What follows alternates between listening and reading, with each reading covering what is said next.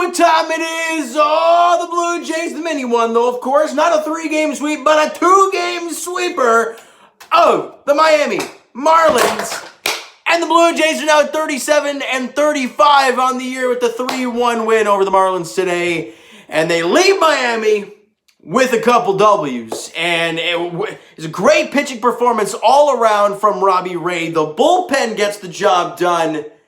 I mean, just a great thing, and George Springer makes an impact on this game. Great to see him back in his second game and making an impact in it. Let's get to it. Top of the first inning, Blue Jays offense gets going right away against Trevor Rogers. This guy has been dominant all year long, but the Blue Jays get to him early, helps with him crappy defense, but it doesn't matter. You get good teams make teams pay for mistakes. Teoscar Hernandez doubles to right field to the opposite field.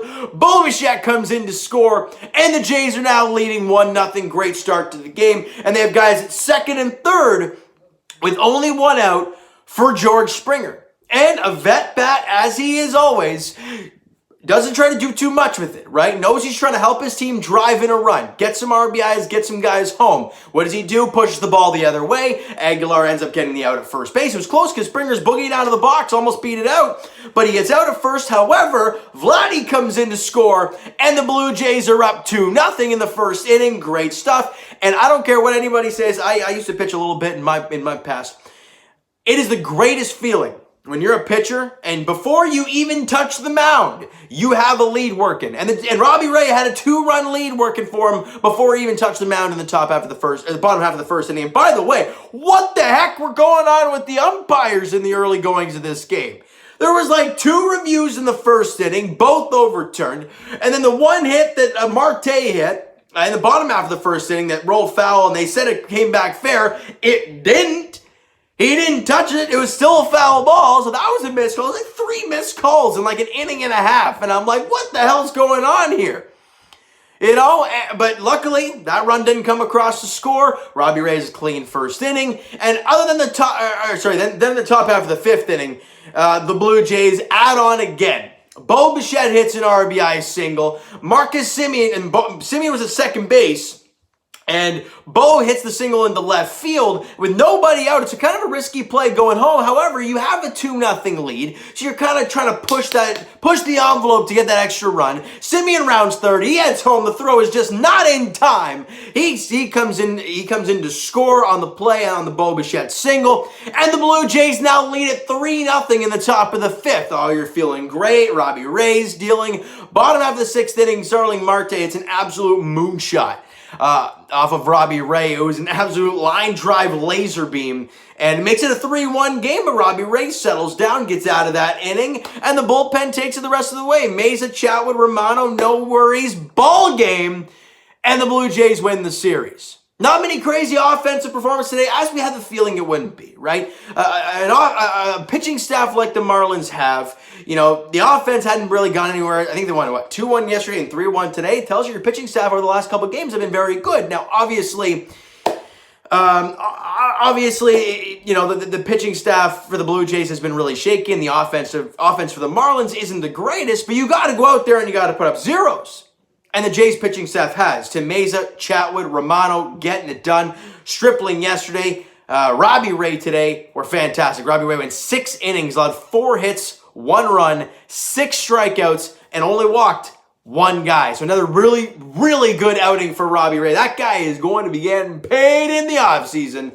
Tim Mesa goes a clean inning, no hits, no walks, a strikeout, just a no-worry inning for Tim Mesa. Great job there. And Tyler Chatwood, yet another scoreless inning. He went an inning, no hits, no walks, and gets a strikeout. So a fantastic job for Tyler Chatwood. And Jordan Romano, he gave up a leadoff double in the bottom half of the 9th inning.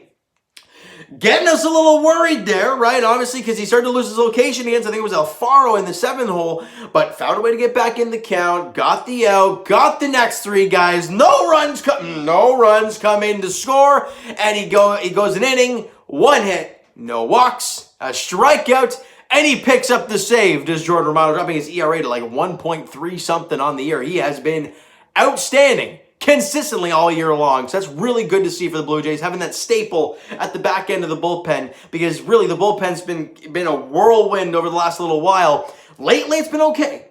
Lately, it's been all right.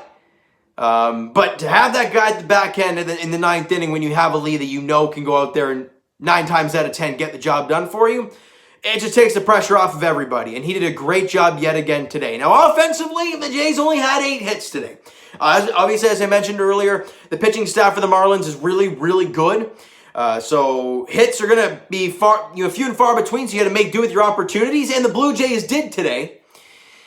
And the only guy who had a multi-hit ball game was Bo Bichette, went 2 for 4 with the run scored, an RBI and a walk. But I wanted to write down George Springer. Yes, he went 0 for 3 in the ball game, but he had the RBI ground out to make it a 2-0 lead in the first inning, and he did draw a walk in the ball game as well. So again, easing him back in. I think he went 0 for 4 yesterday, but today he went 0 for 3, but he had an RBI and a walk. So we're slowly seeing George Springer do a job in the number 5 hole. Obviously, it's going to take some comfort level for him as well, because he hasn't hit in the 5 hole since he was in AAA before his big league debut. So it's going to be some time before Springer gets used to things. And maybe with Marcus Semien really, he had the double today, but he hasn't really been clicking with the bat over the last little bit. So maybe you make that adjustment down the road with putting Springer back in the leadoff hole. I don't know what's going to end up happening. But right now, Springer did a good job. The Jays overall only had 8 hits in the game. And you sweep the series. So no matter what, you did that, and for the first time this year, the Blue Jays have won 4 consecutive games. But James, they played the Orioles and the Orioles and the Marlins. I don't care. I really don't. You got to do a job, and the Jays have gone out there over the last 4 games and done a job. So a really good job there. 37-35 on the year. Now, speaking of the Orioles, the Blue Jays start a 4-game set against the O's starting tomorrow night. I think it's in Buffalo. Anthony Kay gets the ball tomorrow. So it's going to, I'm not sure what to expect. And he's facing Dean Kramer. It's a 7:07 first pitch there at Salem Field. Dean Kramer went in his last start against the Blue Jays. Gave 2 home runs in the first inning to Vladdy and Marcus Semien, and this year he has been a home run machine. He's allowed a ton of home runs this year, but after those 2 solo shots, the Jays got nothing going.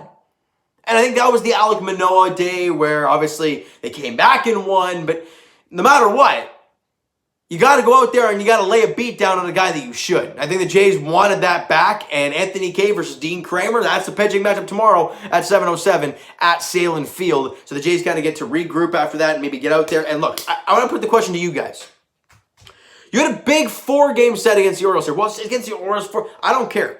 The fact that if you find a way to bank these 4 games, you'll be 6 games over 500.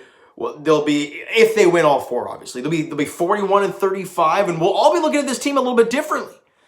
You're laying a beat down on the teams that you should be. You're 6 games over 500 with teams like the Yankees and the Rays struggling and the Red Sox kind of hovering. Like, no one's really running away with it.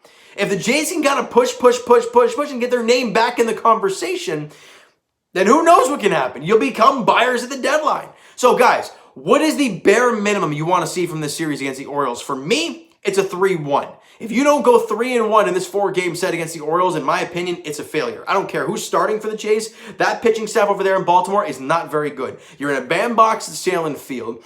Your pitching staff is a mile better than the Baltimore Orioles pitching staff. So you got to find a way to go out there and you do a job. Plus, you got George Springer back. You didn't have him the last time you faced the Orioles. So it's just an added weapon to an already very potent and dangerous lineup.